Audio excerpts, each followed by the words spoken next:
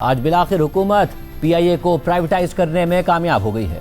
आरिफ हबीब consortium ने 135 अरब रुपए की कीमत पर पीआईए को खरीद लिया है और इस प्राइवेटाइजेशन के लिए हुकूमत ने एक दिलचस्प फार्मूला इख्तियार किया, क्योंकि इससे पहले हुकूमत की पीआईए के 60% शेयर्स 85 अरब रुपए की रेफरेंस प्राइस के साथ बेचने की कोशिश नाकाम हो गई थी और उस वक्त किसी संजीदा खरीदार ने पीआईए को खरीदने में कोई दिलचस्पी ही नहीं दिखाई थी और सिर्फ एक रियल एस्टेट डेवलपर सामने आया था। मगर इस बार हुकूमत ने पीआईए के 75% शेयर्स 135 अरब रुपए में बेच दिए हैं और इस बार कीमत का 7.5% हुकूमत रखेगी। बाकी रकम पीआईए की बेहतरी के लिए इन्वेस्ट की जाएगी, जबकि पीआईए के खरीदार के पास हुकूमत के पास मौजूद बकिया 25% शेयर्स खरीदने का ऑप्शन भी होगा।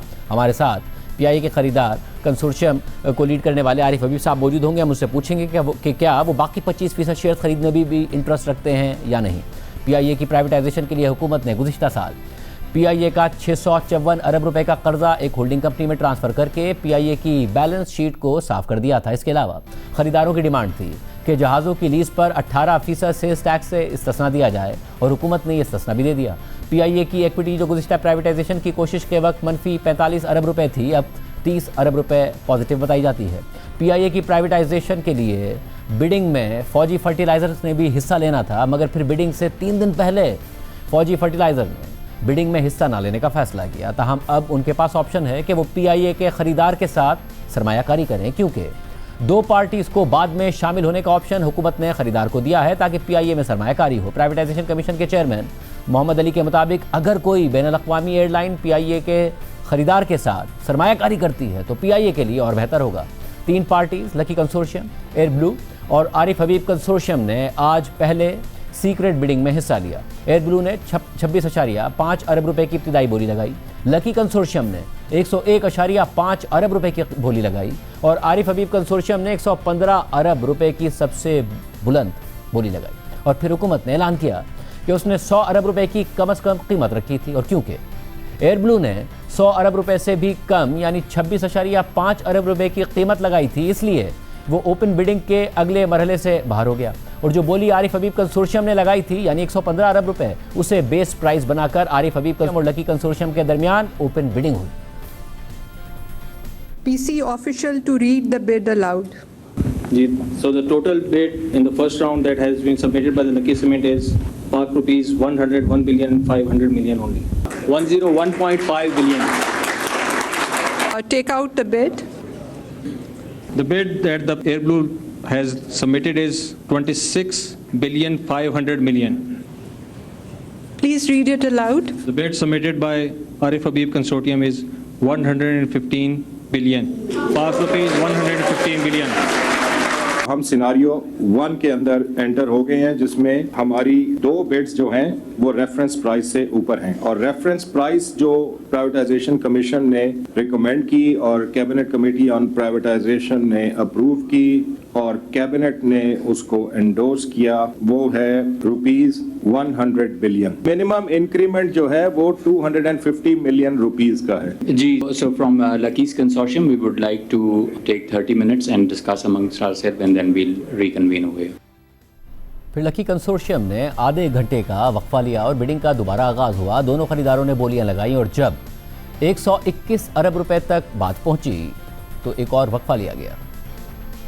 The base price for the second round is the highest bid price which has been submitted by Arif Habib Consortium, 115 billion. Increase our bid by rupees 14 billion at 115.5 billion rupees. Now I would request the consortium led by Arif Habib Saab to let us know if they are willing to revise their offer. Our new bid is 116 billion. The Lucky Consortium, they are willing to reconsider their offer. Our bid is 116.25 billion. Arif Habib Consortium, if they are willing to reconsider their. We go up to 116.5. Back to Lucky Consortium. 116.75 billion. Arif Habib Consortium, they can revise their bid. 117.5. Lucky Consortium, you are willing to consider. Revised bid is 117.75 billion. Arif Habib Consortium, will you be willing to reconsider your bid? 118 billion. Lucky Consortium, for your consideration. Our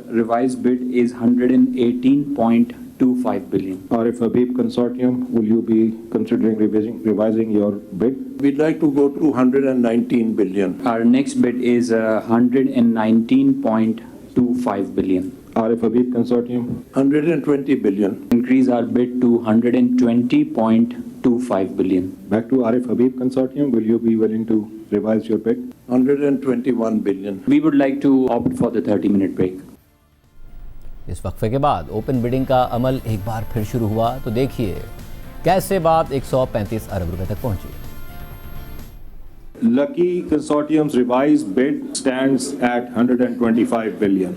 I will now refer to the Arif Habib Consortium to consider revised bid if they are willing to. We'll go to 126 billion. Our revised bid is 128 billion rupees. 129 billion. Revised bid is 130 billion rupees. I'll go back to Arif Habib Consortium. We'll bid 131 billion. Now back to Lucky Consortium. Our revised bid is 132 billion. Arif Habib Consortium. 133. Back to Lucky Consortium to reconsider their. Our revised bid is 134 billion rupees. Arif Habib Consortium. 135 billion. Lucky Consortium, your turn to consider. We would like to congratulate Arif Habib Consortium on the